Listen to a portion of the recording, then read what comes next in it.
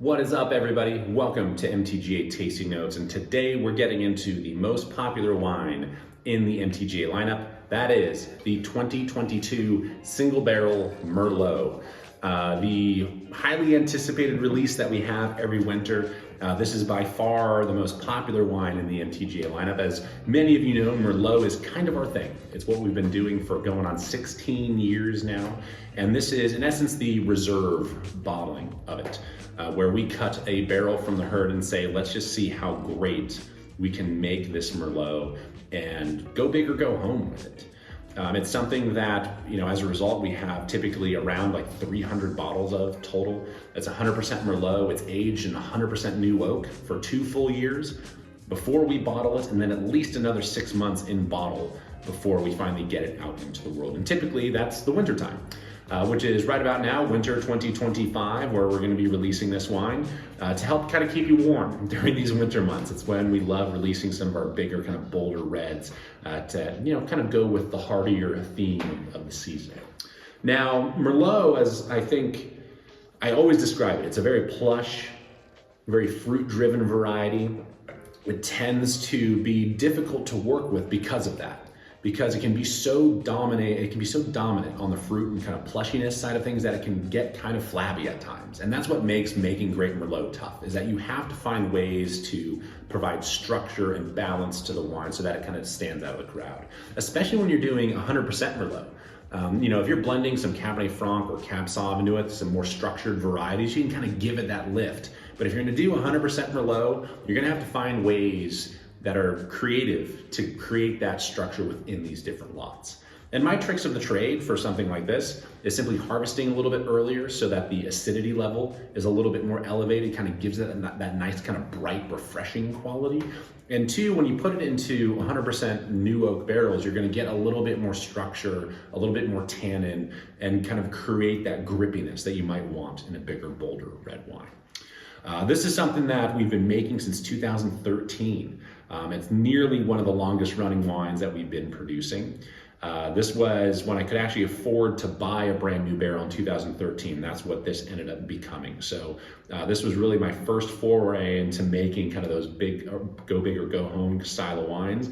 And this is, the 9th release of this particular wine. So on the nose, as you might expect, it's got that big Merlot plush fruit kind of thing.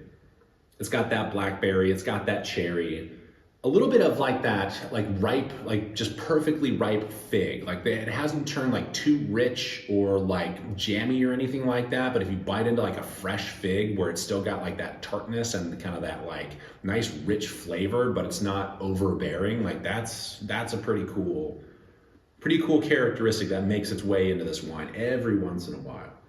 Now, this vintage, 2022, speaking of kind of richness or ripeness, this was a year where we had an enormous heat spike, right as harvest was really ramping up. And for us, none of our fruit was ready yet. So we had to sit through that heat, dump a bunch of water on the vines to kind of keep them going, make sure that things weren't turning to raisins.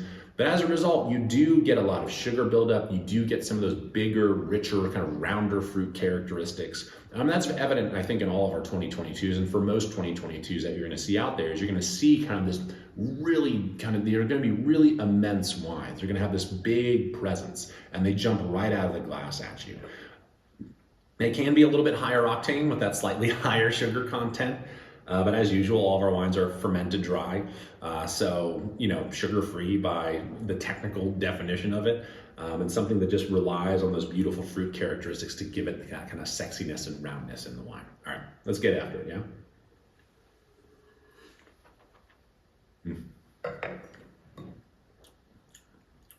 And I mentioned the acidity and how we kind of use that to create that lift and give it that refreshing quality. That's the first thing I still notice on this. You get a lot of the barrel characteristics as well. It's got that cinnamon and spice thing, and that's what you're gonna get with 100% new oak. You're gonna get kind of those nice spicy characteristics. The fruit characteristics just kind of cover your entire palate. You got all those nice dark fruits that we're talking about.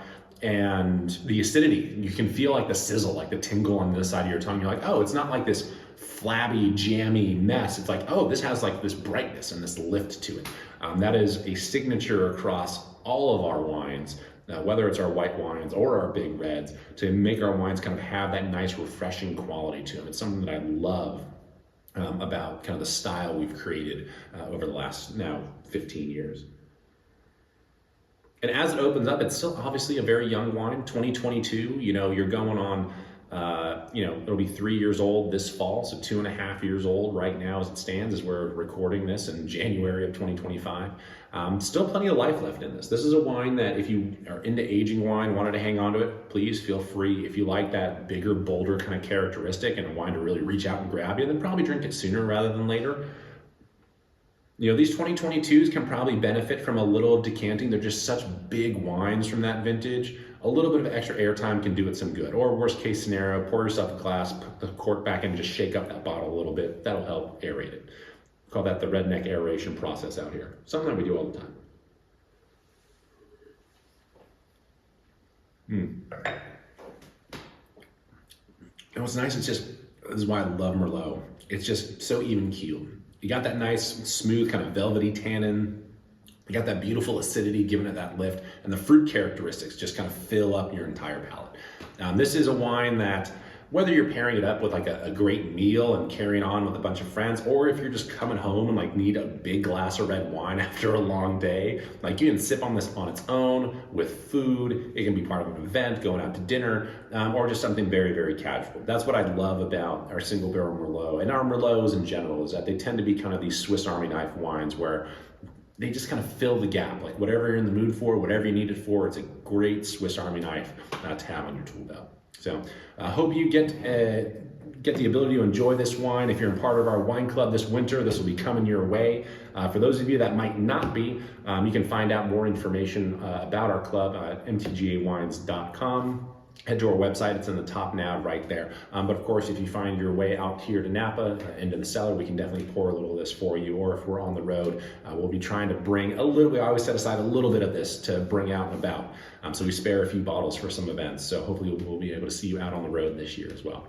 Have an excellent rest of your day. Again, thank you all so much for tuning in, for the support, and we'll see you again soon. Cheers.